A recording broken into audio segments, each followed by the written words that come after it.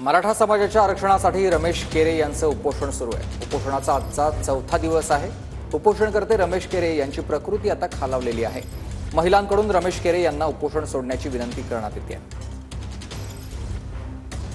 समाजाला आरक्षण भेटावं म्हणून गेल्या 4 दिवसापासून मी या ठिकाणी आमरण उपोषणाला या ठिकाणी बसलोय। सरकारच्या वतीनं शासनाच्या वतीनं कोणीच या आंदोलनाच्या या ठिकाणी दखल घेतलेली नाही। एकीकडे आमच्या संतोष भैया देशमुख यांच्या मारेकऱ्यांना पण सरकार फाशीची शिक्षा या ठिकाणी जाहीर करत नाही।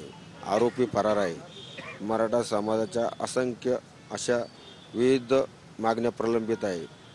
विद्यार्थ्यांना नियुक्त्या नाही, सारथीच्या विद्यार्थ्यांना या ठिकाणी त्यांची फेलोशिप भेटत नाही आहे।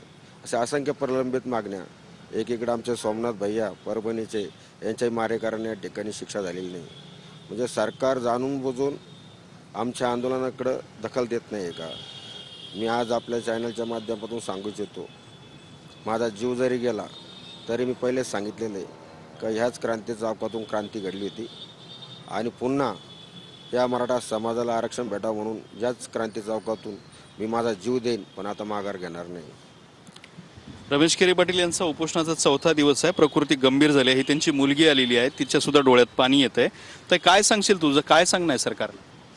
माझं एवढंच म्हणणं आहे की आज उपोषणाचा आणि आंदोलनाचा चौथा दिवस आहे।